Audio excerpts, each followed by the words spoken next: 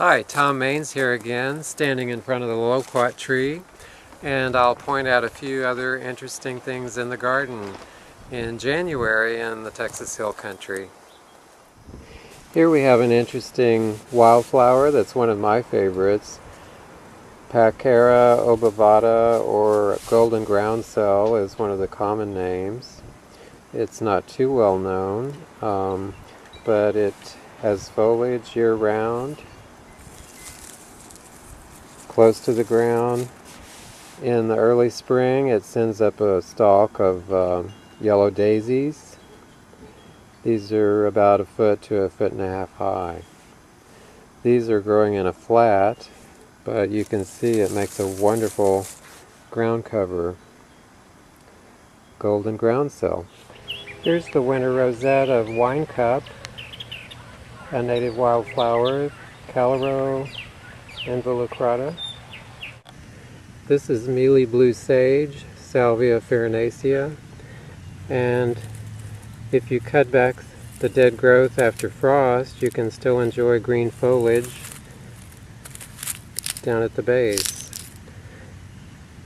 Salvia farinacea. It's a perennial native to the hill country. These are the winter rosettes of Prairie Sage, Artemisia ludoviciana. This is a plant that has long been a sacred herb to the Native American cultures, either alone or mixed with cedar, used in smudge sticks. And these winter rosettes will eventually lengthen into stems that are 2 to 4 feet high, and they can be cut and used for the smudge sticks at that time, or you can just mow them down and keep the plant short. But it takes no water. It's a very carefree plant. The deer don't eat it. It's an excellent ground cover. It can be a little invasive if it's planted in the wrong situation, but it's really an excellent native plant to use in gardens. Prairie sage. This is Salvia greggii, a plant that I would probably call semi-evergreen. However, this one has retained quite a bit of foliage since it's growing near some pavement. This is a very popular landscape plant, Salvia greggii. Here's a nice example of the Powis Castle Artemisia. Here's a low-growing evergreen plant that you can use for seasoning, and the deer don't eat it. This is thyme.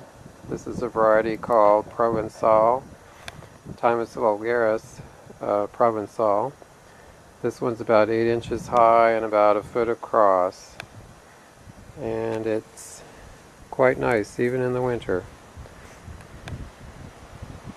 Here's a salvia the deer won't touch. This is Salvia chamaedryoides, or gray shrub sage. It makes a tiny little bush with these grayish leaves, and you can see it's still retaining all of its foliage in the winter. In the summer it has a deep, vivid blue flower.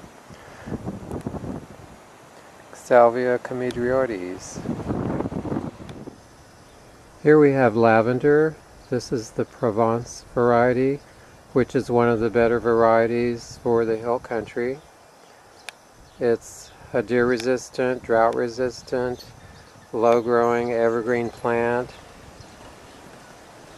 And this particular plant is over 20 years old, so they can last for quite some time. Lavender.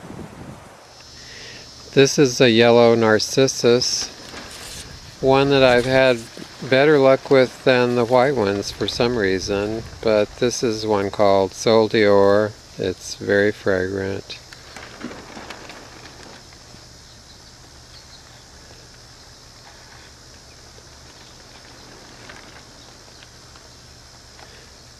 And these start blooming in January and continue during February. This is one of my favorite wildflowers. It's a perennial, Anismodium bijariense, also called false Cromwell or marble seed. And the name marble seed comes from the tiny little white marble-like seeds that form. And you can see the winter rosette here, and then what's left of the growth from last year. And that can be trimmed off.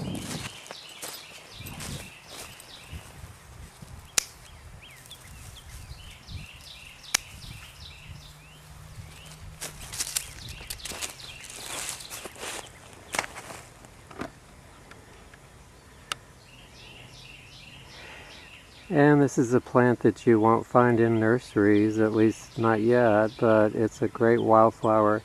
Very delicate little white flowers that form on the stalk.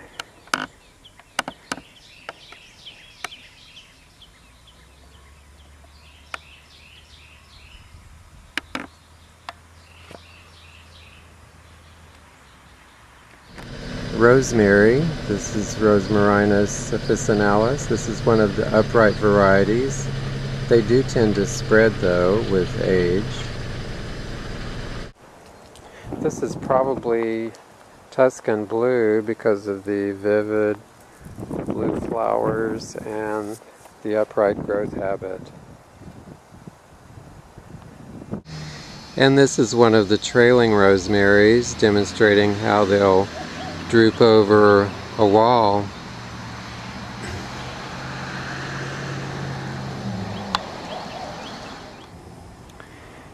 Gregg Dalea in the winter, Dalea greggii, growing at the Ladybird Johnson Wildflower Center.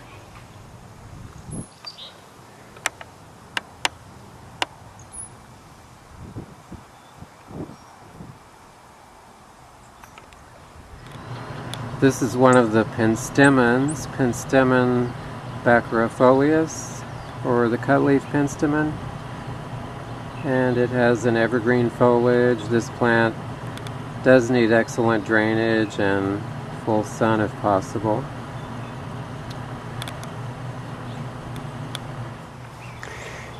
Here is a really nice winter foliage plant, Scutellaria ovata, the Heartleaf Skullcap. This is at the Ladybird Johnson Wildflower Center. They have quite a bit of it growing here. And during the growing season, the stems elongate, but during the winter, it makes a very nice, low-growing, compact ground cover. Heartleaf Skullcap.